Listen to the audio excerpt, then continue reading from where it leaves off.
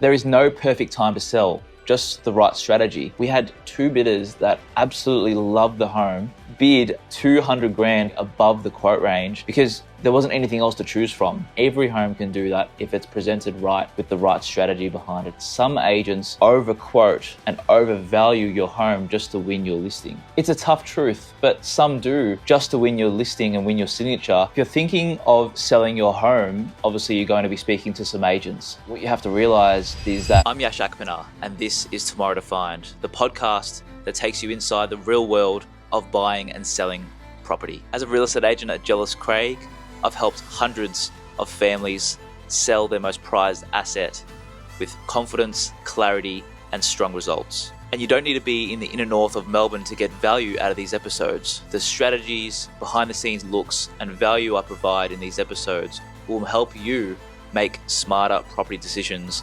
wherever you are. Everyone's talking about real estate prices, but here's 7 things that most people don't know, but you should if you are looking at selling. My name is Yash Akpinar. I'm from Yash Craig. I sell property in the northern suburbs and in the north of Melbourne, but this also applies wherever you are in and around this country. Off-market sales are quietly dominating. I had a property in Coburg where the vendor approached me and was open to doing an off-market as well. And I suggested to them, why don't we bring some buyers through? We had the one up the road and we have one around the corner that's very similar that we could potentially introduce people through. They loved that idea because they had a little baby, and the thought of having to clean up the house every single time before an open home, having to leave the property, having to do that twice a week for 4 weeks' time, and all of that, just thought to themselves, this is a nightmare. Can we please get it sold off market? Now, myself and my team, we worked for about a week and a half and brought probably half a dozen people through the door. 2 of those people made offers, and one of them was strong enough where they just said, let's do it. Because you have to keep in mind, you're not having to pay marketing. You're not having to style the property. There may be holding costs if you're not living there and it's an investment property, if you're potentially getting the tenants out. So there's a lot of other costs involved preparing the property for sale with painting, plastering, gardening, all these different things. If you can avoid doing that, you're most likely going to get a great sale price if you approach the right agent with the right connections in that space. Renovation fatigue is real. Most buyers want done for you, especially if your home is updated recently or actually just painted inside and well presented.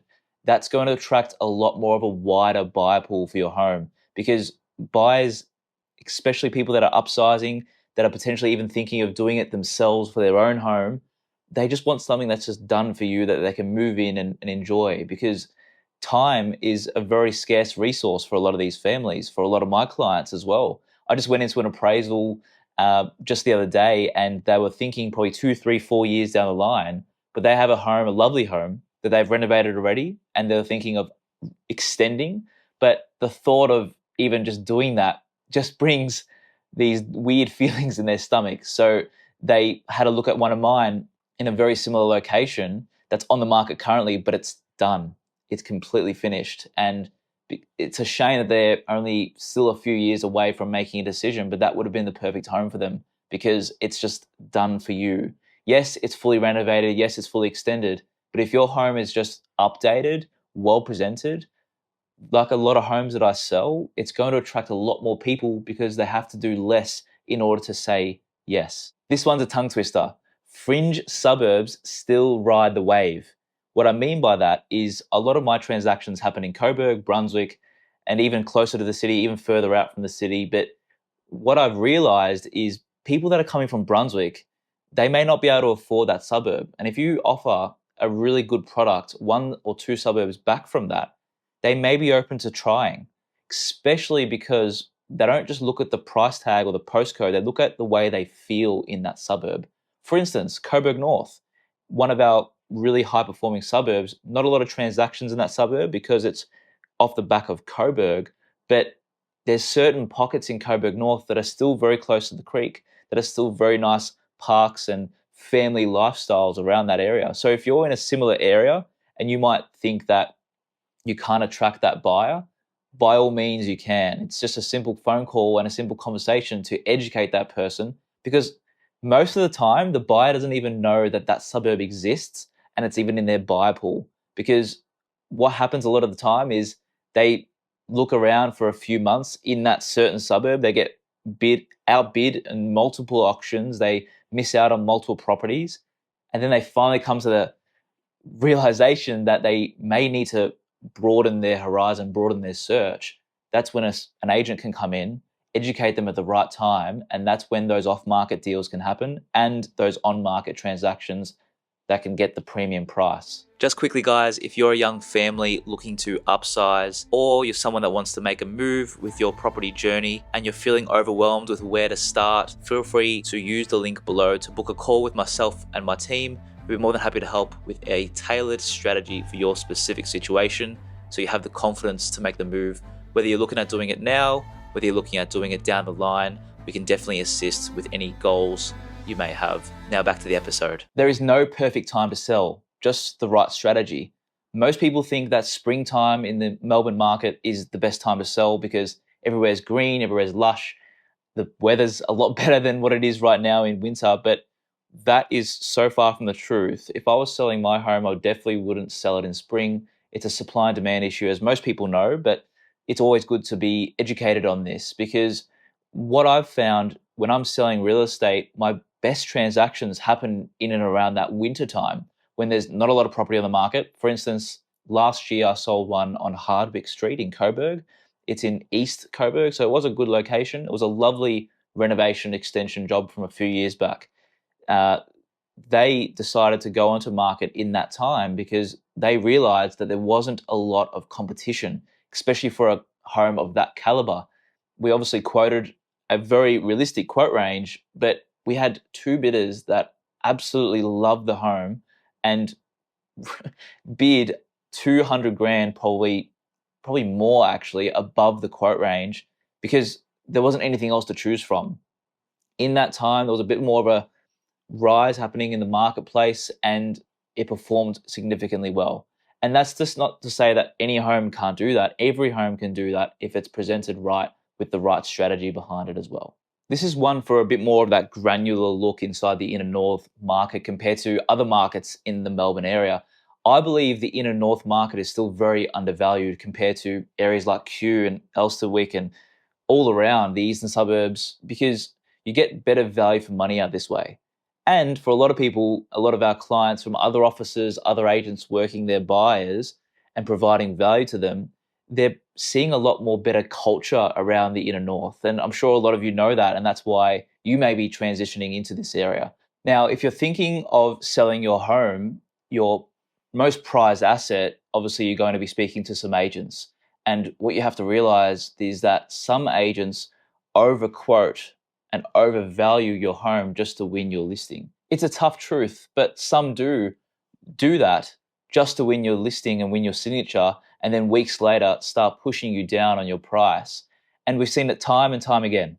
There was one in Pascoe that we just recently lost the listing to, where the agent promised them that the home was well worth above $2 million. We thought that it was worth around the $1.5 million. They thought that because there was a property on the same street that was quoted by the same agent around that $1.9 to $2.1 million mark. Now, just this last weekend, it went to auction, and we thought that that wasn't going to sell. And what happened? It didn't. And then literally the same day, that quote range changed from 1.9 to 2.1 to 1.5 to 1.7. I can't remember the exact number, but it was around that. So it was a significant drop. And we saw that and we thought, wow, like seriously, that's what you're going to trust. So there is a lot out there, and most people, standard normal people looking at selling their home for the first time, for the second time, don't know those little inner truths that may happen. And you just want to have a good relationship and a good trust factor with your agent when you're deciding to sell your most prized possession with them. And you want to be able to get them to back whatever price they're estimating to you with actual facts and real proof. That's what's going to help you get the most out of your sale, because going on to the next truth is that days on market matter quite a lot. And if your property stays in the market for months on end because your agent promised you a certain price just to win your listing, and now spent the next 1, 2, 3 months trying to get you down on price, that's going to cost you a whole lot. Whereas if you went with an agent that told you realistically what it's worth and implemented a strategy to best get the best value out of that property, 9 times out of 10, probably 10 times out of 10, that's going to yield a better result for you in the short term, because you want your best result to happen in the first 2 to 4 weeks of the sale campaign. Yes, it may not happen all that time. In most cases, it doesn't, because the market's tough at the moment. But your buyer will most likely see your home in the first 2 weeks of the property campaign. If that happens, that's a great sign. It's been reacted well on the marketplace. But you'll know in the first 2 weeks how the campaign's going, whether the agent has really promised you something and not been able to deliver on it. And sometimes it happens where you have to understand, when you go onto the market, you always go on blind. It may be a very unique property. It may be in a very unique location. You just might not know the true value of that property. So you test it, right? You may test it at a certain price, but you have to be upfront and honest about that.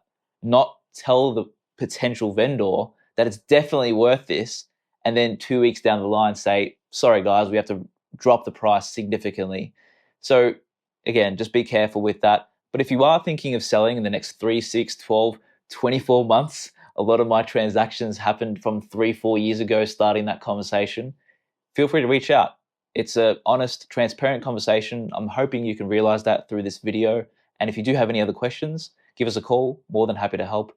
And follow for more. There's going to be more videos like this coming out very soon. Have a great day. If you got value from today's episode, don't forget to subscribe to receive all of the insights, real-world strategies, and tips and tricks that help you sell smarter and move forward with confidence. If you'd like more support, feel free to check out the link in the show notes below to get more free resources and tips and tricks that can help you move forward as well. If you'd like more support, feel free to click the link below and book in a call with myself. I'm more than happy to help with any tailored strategies for yourself and your family's specific situation. And if you'd like to find me on socials, my handle is Yash Akpinar on most platforms, where I also provide more insights and real-world strategies. See you next time.